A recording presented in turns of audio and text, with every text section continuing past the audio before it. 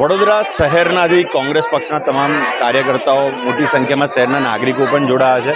અમે અમારા લોહીના સાથે રાજ્યપાલને આજે અહીંયાથી આવેદન આપી રહ્યા છે. એમાં એ લોહી એના માટે કે થાકી ગયા છે. આ તાનાશાહી સામે હવે લડવું પડશે અને અમારો આક્રોશ છે અને આક્રોશને બતાવવા માટે લાલ લોહી બતાવવું જરૂરી છે અને એ બતાવવા માટે જ આજે અમે એક નવા રીતે અમે એમને બતાવી રહ્યા છે. આ સંદર્ભ એવો છે કે ખોટી ફરિયાદો છે.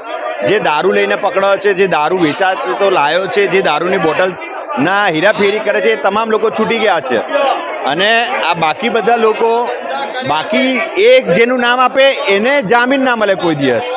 તો આ એક તાટનો લોકતંત્રની હત્યા છે ને આના વિરુદ્ધમાં અમે આજે ભેગા થયા છે.